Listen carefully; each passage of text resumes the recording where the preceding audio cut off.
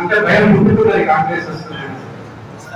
దాదాపు మొదటిసారిగా please welcome sir, request ప్రకార ప్రభావం chief minister please come to the national occupied. Thank you very much.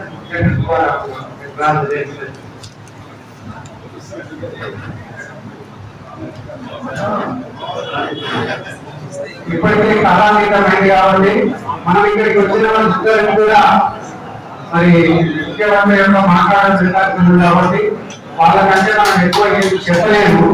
కాబట్టి ముఖ్యంగా దాంట్లో వాళ్ళు చెప్పిన దాంట్లో 1% కూడా మనం చెప్పలేదు. కాబట్టి మొదటిసారి రెండోసారి ఇప్పుడు జరిగిన ఎలక్షన్లలో వాళ్ళు ఎట్టి పరిస్థితులలో 230 నుంచి 200 లోపే వస్తుందనేటువంటి అన్ని సాధ్యతలు నాకులో ఉద్యోగులు పటేలు అక్కడ జాబ్ వేస్తున్నారు.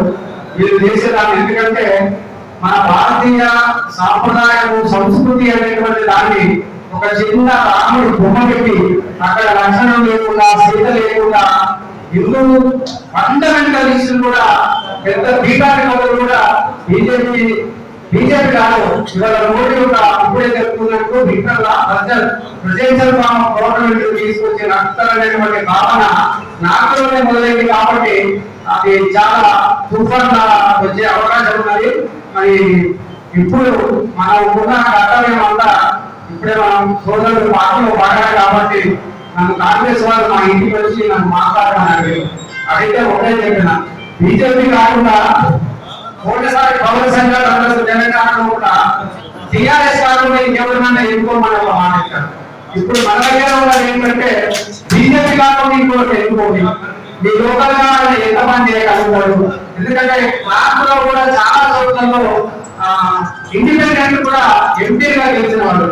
సో ఏ వ్యక్తి ఏ సమాజం మనకు దగ్గరగా ఉంటుందో ఒక్క బీజేపీ కాకుండా ఎన్నికకి టీఆర్ఎస్ పని అయిపోయింది ఒకరు పోతుంది. కాబట్టి మా పెద్ద నాయకుడు మేము లక్షల రూపాయలు పెట్టి కొందరైతే కోట్ల రూపాయలు పెట్టుకుని వచ్చిన మా ప్రవీణ్ కుమార్ సార్ తప్పకుండా చేసి బీఆర్ మేము ఆ మాటలు తట్టుకోలేకపోతున్నాం. కాబట్టి బీజేపీలోకి పోయిన ఏ బహుజనమైనా వ్యవసాయాన్ని మేము డిక్లేర్ చేస్తున్నాం. ఇక్కడ మొన్న ఒక ఆయన చాలా కోపం చేసిన ఇక్కడ అంటే మేము అంబేద్కర్ ఇస్తామని చెప్పుకునే వాళ్ళు కూడా బీజేపీ జెండా పెట్టుకుని ఎదుగుతున్న వాళ్ళు చూడలేకపోతున్నా. నేను రోజులు పెరుగుతుందని గొడవపడుతున్నా.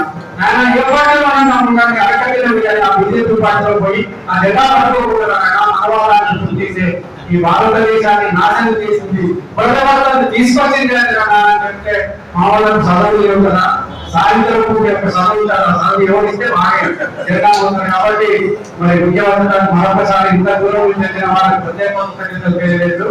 నేను సెలవు తీసుకున్నాను. Thank you very much sir.